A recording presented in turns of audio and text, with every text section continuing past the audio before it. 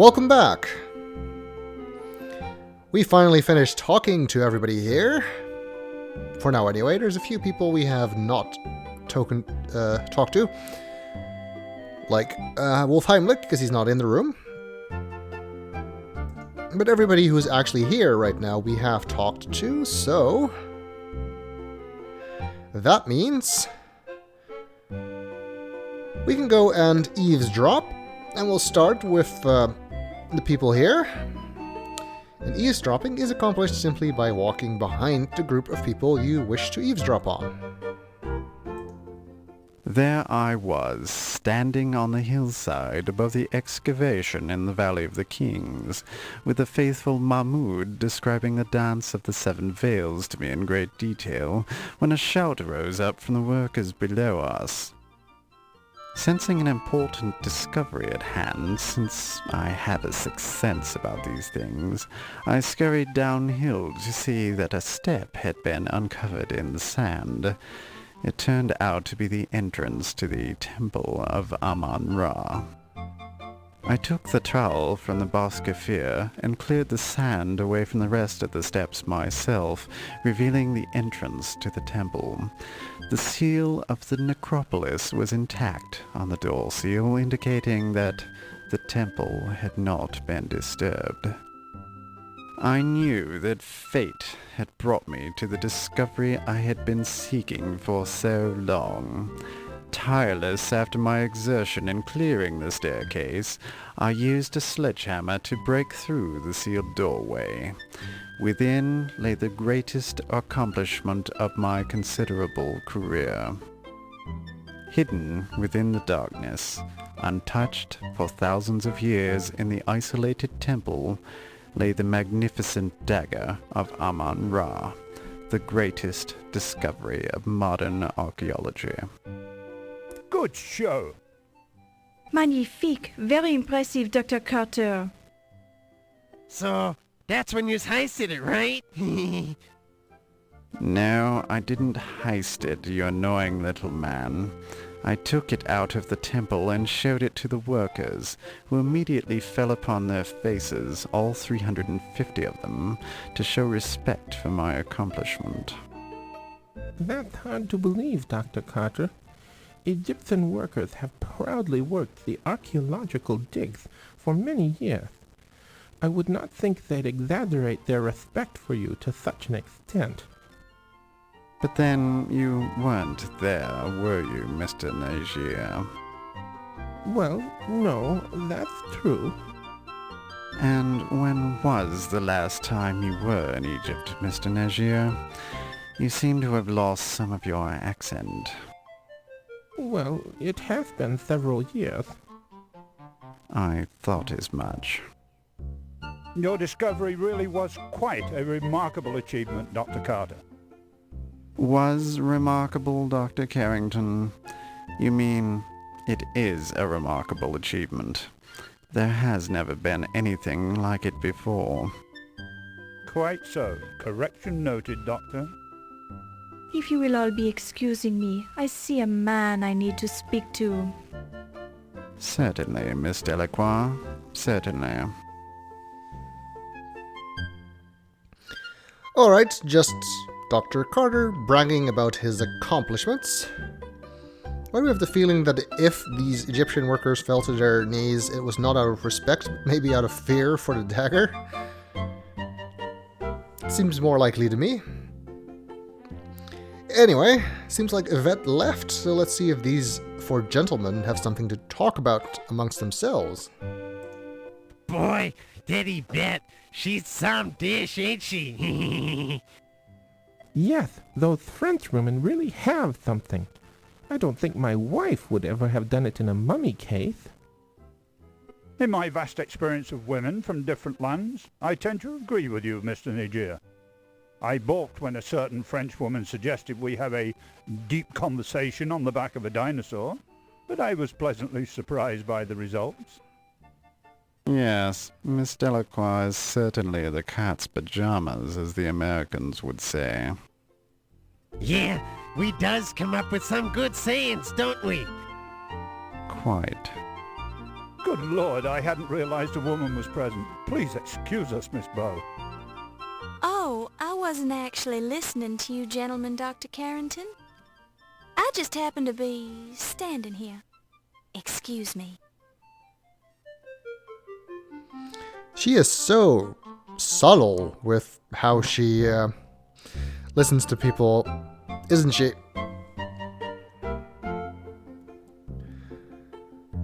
Alright, looks like we've got a new group of people here now. However, also looks like we can't eavesdrop on them. So let's see where other people might have gone off to and who else we can listen to. There's quite a few more conversations. Let's check on the left.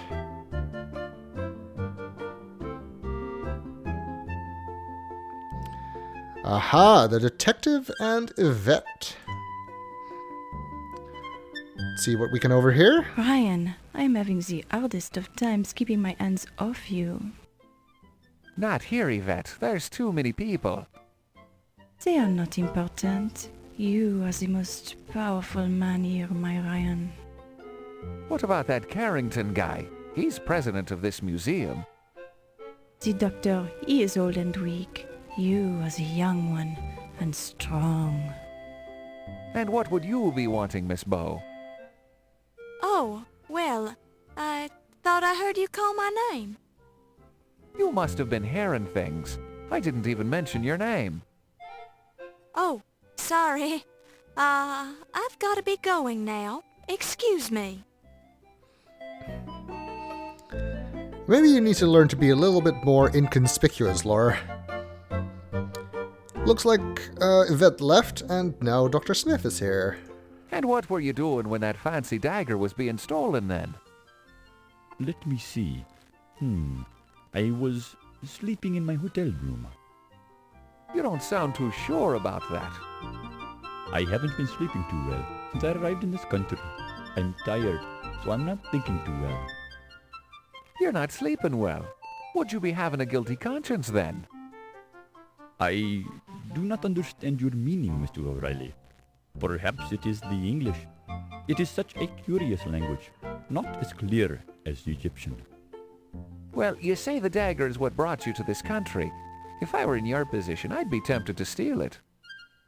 Steal what has already been stolen? The Dagger of Amon Ra belongs to the Egyptian people, Mr. O'Reilly, not to Dr. Carter, not to this museum, and not to this country. I'd be watching what you're saying, Dr. Smith. You're digging your hole deeper with every word. Amon Ra will seek his own vengeance on those who have removed his dagger from Egypt. Amon Ra does not require my help. You say you were sleeping when it was stolen. Were you alone? That, sir, is none of your business. Ah, that's where you're wrong, Dr. Smith. It is my business as long as you're a suspect in the burglary. A suspect? Do you Americans have no shame? I'm here to gain a return of the dagger by legal means. Ask Dr. Carrington. I have talked to Dr. Carrington, and I know he told you no dice. The matter is not settled until the last camel drinks from the water of the oasis. What's that? Some kind of Egyptian double talk? Excuse me, sir, but I see a turkey leg on the buffet table that requires my attention.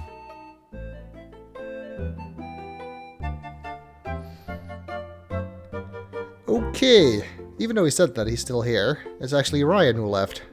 It's kinda weird. Cannot overhear this group.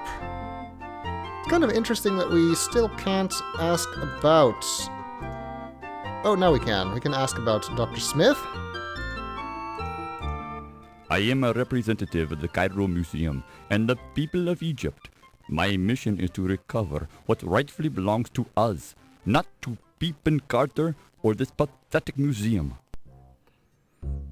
It's weird you can't do it until that point, because you could when we had just talked to him.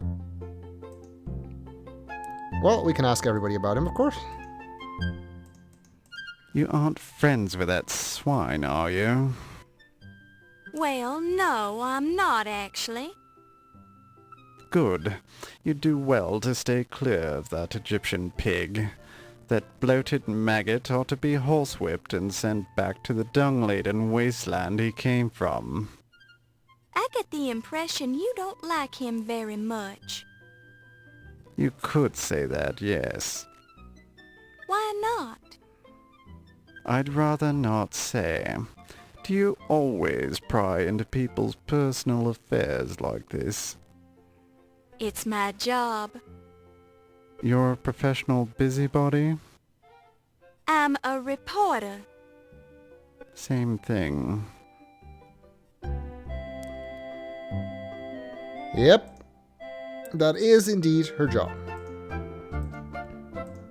How about asking Dr. Miklos about this? Ah, yes. Mr. Smith is a well-respected Egyptologist. He truly loves the desiccated bodies of his ancestors, you know. I think he is a good man. Do you think it's possible that he stole the dagger? Possible? Most definitely. Probable? Most unlikely. If he had stolen the dagger, he would be on the first ship back to Egypt. Then again, perhaps he's too clever for that.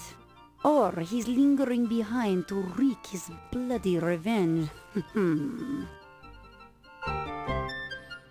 I don't know, I kind of think that, yeah, if he had stolen the dagger, he would just want to bring it back to Egypt. Doesn't seem like the type to hang around for revenge or anything else, but who knows?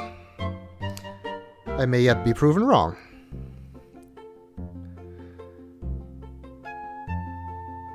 Who is here? Looks like Ramses and the Countess. Let's see if we can listen in on them. Actually, let's see if we can ask them about Dr. Smith first.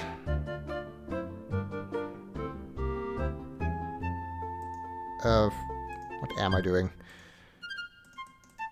Mr. Smith is a very intelligent fellow. We have become friends of late. I always enjoy the company of one of my countrymen. He said he didn't know you. My, what an intense gentleman he is. Why, he's practically obsessed with the dagger. True, yet I still am not that inclined to think he's a suspect. Well, he is a suspect, but I don't think he's guilty. If you want to know my theory about it, I think it was stolen by an Egyptian. No offense to your people, Mr. Nagier, but I think there is a secret sect of Egyptian sun worshippers who have sent an envoy here to steal the dagger. Countess, I hardly think that's likely. Secret sects like you're describing haven't existed in hundreds of years. Oh, really? And what makes you such an authority on secret sects, Mr. Nagier? Well, I am only expressing my opinion, madam. I'm certainly not an expert on the subject. Quite so. I think my theory is as good as anyone's, darling, and I heard it from a reliable source. Oh? Who was that? Never mind. Let's just say my source has never been wrong before. There's always a first time for everything, Countess. I still find your theory far-fetched. Since you seem to be listening, Miss Bow, what do you think of my theory? What? Oh, I definitely think it's worth considering, Countess.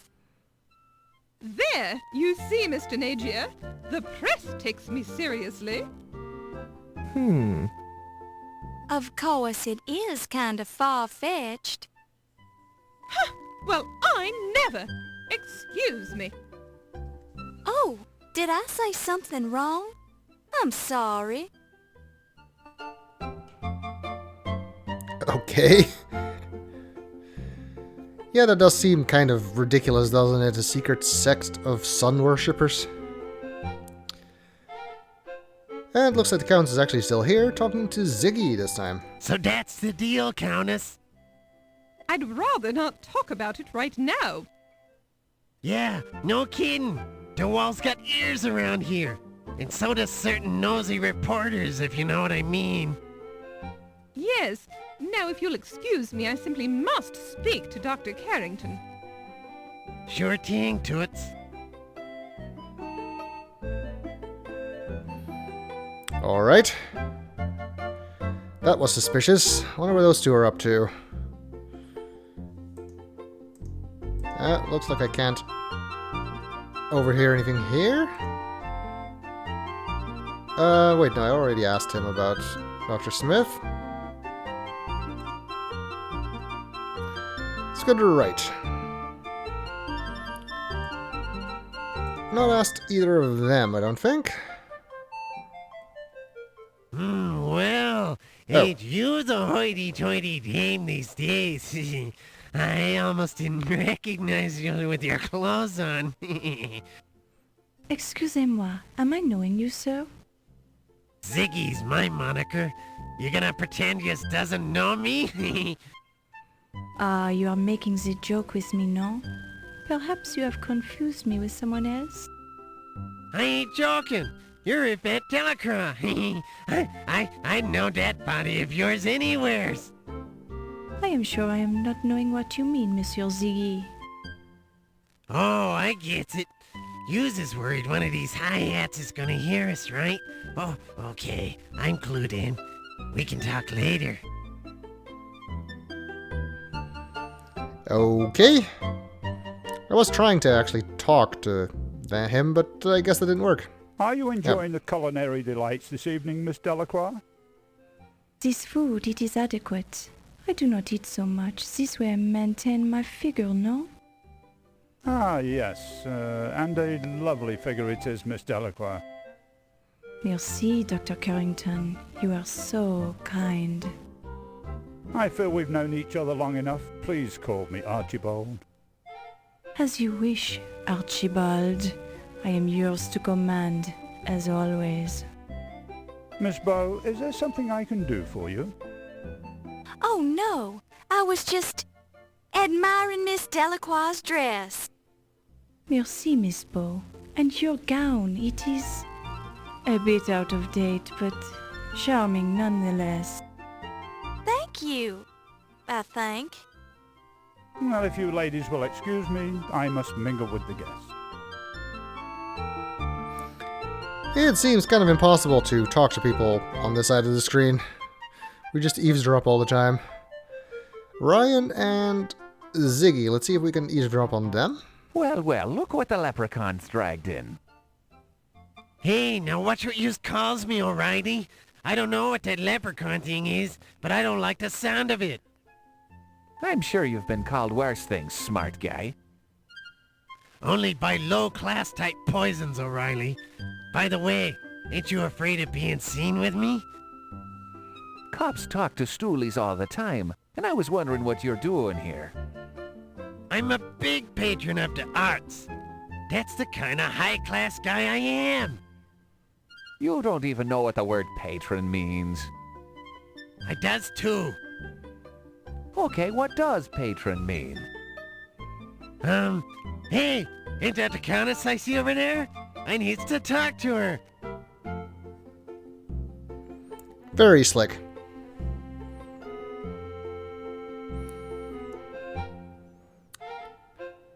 With all this moving around, I kind of forgot who I already asked about. Dr. Smith? But let's just try it anyway. And yeah, I am also still wondering why Ziggy is actually here. Tut Smith? That's gotta be an alias. Sounds like a pharaoh on the lamb. Well, it is just an abbreviation of his name.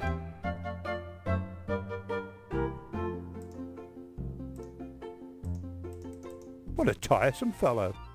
I take quite a narrow view of fanaticism.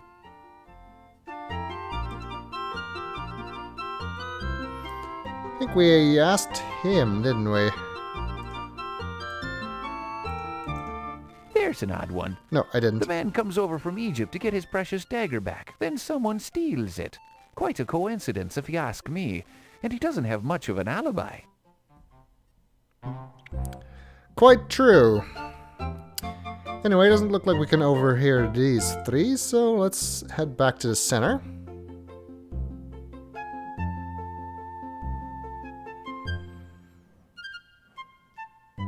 And now we've got Ramses, Smith, and Yvette. I still want to talk to Yvette about Dr. Smith, which on this screen I can do. Dr. Smith, he is very concerned about the dagger. He has been trying to get it back from Dr. Carter ever since he arrived. Do you think he could have stolen it? Perhaps it is possible. Then he could have stayed around so we would not be suspecting him, no? It's possible. Let's see if we can listen in on these three. One thing I am admiring about the Egyptian man is the way he is treating his woman, with the strong hand and the firm words. Well, that is the proper way, as our culture teacheth us. Which is not to say our culture is primitive by any means. Our civilization has evolved over thousands of years, so our methods are quite well thought out and practical. And the Egyptian man, he is very skilled in the private matters as well, no? Well, speaking for myself, I feel it is my sacred duty to be knowledgeable in all matters that concern me. I've certainly had no complaints about my skills, Mrs. Delacroix. Ah, Miss Bow, I didn't see you standing there. Ahem. Well, I hear another turkey leg calling my name at the buffet table, so if you'll excuse me. The turkey leg, it sounds good to me also. I'll accompany you, Dr. Smith. Those are some very loud turkey legs. Doesn't look like we can overhear this, so let's check on the left again. Where we find Yvette, Dr. Miklos, and the Countess. Countess, they tell me you were married to the last museum president, no? Yes, darling, that's correct. Sterling Waldorf Carleton was such a charming man, and so wealthy. My heart is just an empty void without him. Yes, Sterling was such a nice man. It's too bad that he's worm food now. Ew! I prefer to think that Sterling is still with me in spirit. Oh, I'm sure his body is crawling with maggots by now. But if his spirit is with you, let me know because I'd love to see it. It is hard to lose a loved one, no? I understand you were only married this short time, Countess. Yes, I had only 2 short but charming months of married life with Sterling before he died. And how long had you known this man before you were married? Oh, we met just 1 charming month before we decided to get married. It was love at first sight. Where did you meet him? Oh, I had only been in this country a few weeks when I met Sterling on an offshore casino ship. It's quite legal to drink and gamble there, you know, and all the right people attend. Sterling was so charming, he just swept me off my feet. This Sterling, he must have had the large broom. It's just a manner of speech, my dear. Sterling was a wealthy man. You must have inherited a nice fortune, Countess. The money doesn't matter, darling. Actually, there's an annoying problem with the estate right now. It seems Sterling was changing his will when he died to give me more money, perhaps. Anyway, I'm sure my attorney will take care of the problem. Too bad you can't dig him up to finish his new will. Yes, quite. Well, there's nothing suspicious sounding about that at all, now is there? Dr. Carrington and Yvette are here now. Let's see if we can overhear them. The archaeology, Dr. Carter, it is actually. such a masculine profession. breaking into the ancient tombs with your sledgehammer, thrusting your way into the treasure chambers, touching the gold artifacts. It is also stimulating, no? Yes, well, when you put it that way, I guess it is rather stimulating being the most important archaeologist of all time. And it is such a burden to bear this greatness, no?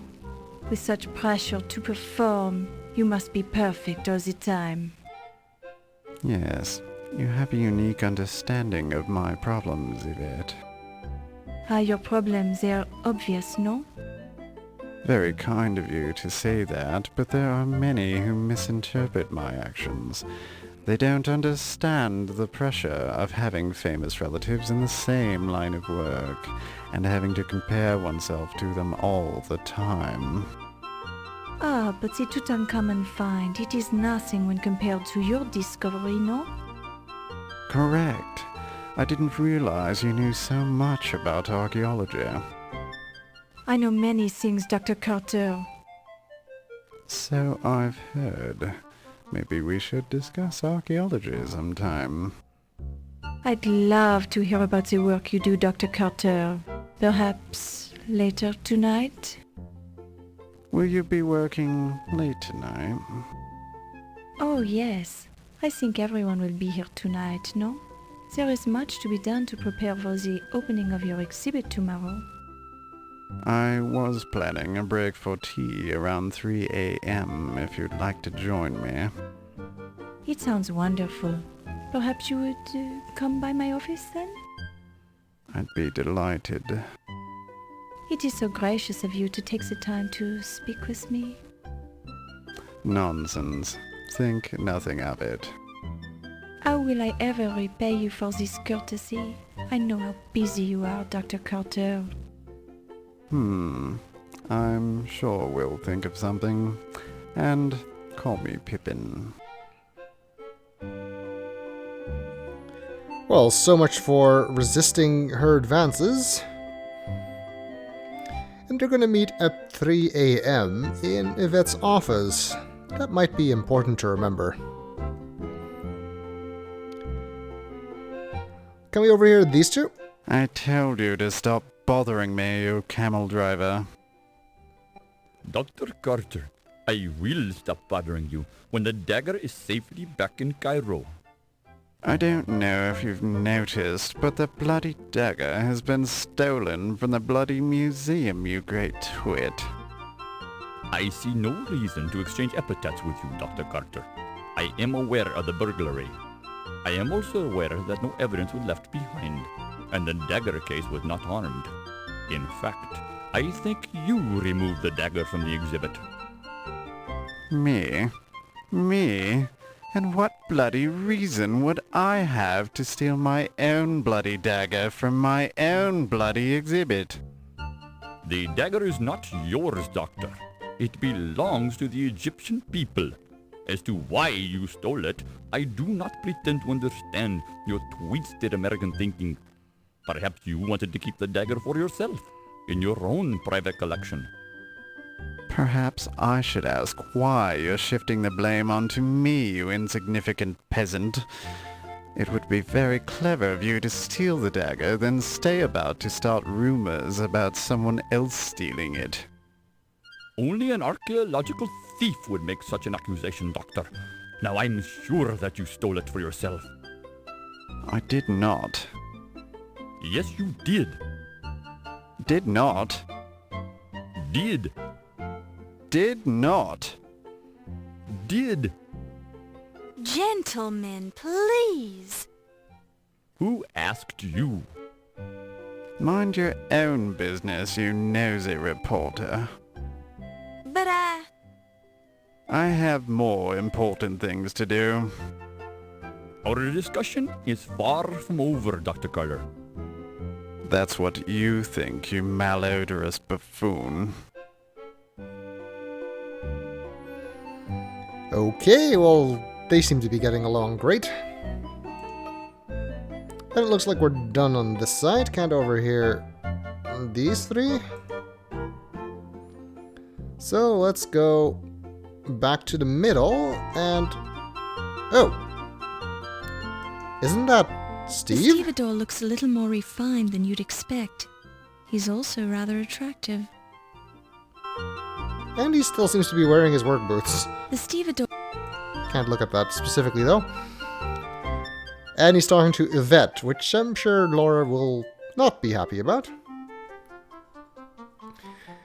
But we'll have to talk to him in the next video.